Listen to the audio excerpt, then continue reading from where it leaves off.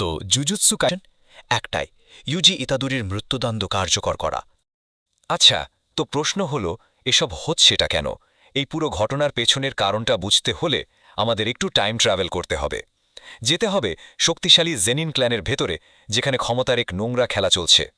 Shibuya ইনসিডেন্টের পর, মানে সেই ভয়াবহ ধ্বংসযজ্ঞের পর, উইলের মধ্যে একটা ছোট্ট কিন্তু মারাত্মক শর্ত ছিল। শর্তটা হলো, যদি সাতোরু গোজো মারা যায় বা কোনো কারণে অক্ষম হয়ে পড়ে, তাহলে কি হবে? তাহলে মেগুমি ফুশিগুড়ো হবে নতুন লিডার। আর যেহেতু গোজো এখন প্রিজন রিয়ালমে সিল্ড, তাই সেই শর্তটাই অ্যাক্টিভেট হয়ে গেছে। ব্যাস, মেগুমি এখন সবার টার্গেট। আর এটা শুনে নাওই এত রেগে আগুন। সে সোজা প্ল্যান করে ফেলে মেগুমিকে খুঁজে বের করে খতম করে দেবে। আর যেহেতু ইউজি মেগুমির সাথেই আছে, তো এক ঢিলে দুই পাখি। দুদিকে ইউজের অবস্থা কি? সেই শিবুয়ার ধ্বংসযজ্ঞের জন্য এক বিশাল, নিজেকে একদম একা করে নেয় সে। শুধু তার সাথে আছে একজন, তার সবচেয়ে আনলাইকলি, কারণ যে বিপদগুলো তাদের দিকে এগিয়ে আসছিল সেগুলো ফাইনালি তাদের সামনে এসে হাজির হয়। প্রথমেই আসে নাওয়া জেনিন, আর এসেই সে তার অবিশ্বাস্য স্পিড দিয়ে ইউজি আর চোসো দুজনকেই এক ঝটকায় প্রায় কাবু করে ফেলে, বুঝিয়ে দেয় সে কতটা ডেঞ্জারাস।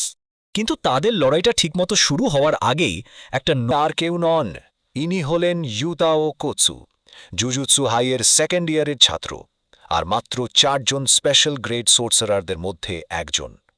বলা হয় তার পাওয়ার নাকি শুধু গোজুর পরে, মানে ইউজির অফিসিয়াল এক্সিকিউশনার হাজির।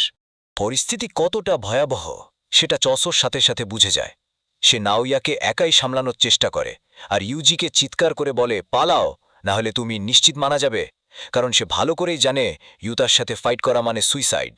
আর এখানে আমরা গল্পের একেবারে শুরুতে ফিরে আসি। ইউজি ধরা পড়ে গেছে, আর এখন তাকে নিজের জীবন বাঁচানোর জন্য এক অসুজি, যার ফিজিক্যাল স্ট্রেংথ অবিশ্বাস্য, কিন্তু কার্সড এনার্জির খুবই লিমিটেড।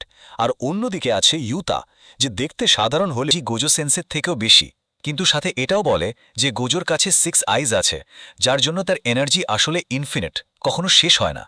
এটাই গোজোকে নাম্বার 1 বানিয়েছে। তবে ইউজিও কিন্তু সহজে হার মানে না। আর ঠিক সেই মুহূর্তে ইউতা তার ভাঙা কাতানাটা দিয়েই ইউজির বুকে আঘাত করে, আর শেষ মুহূর্তে শুধু বলে, আমাকে ক্ষমা করে দিও ইউজি ইতাদোরি। আর এরপরই স্ক্রিনটা কালো হয়ে যায়। আমাদের সবার মনে একটাই প্রশ্ন রেখে, এটাই কি তাহলে ইউজি ইতাদোরির শেষ? সত্যি কি সব শেষ হয়ে গেল?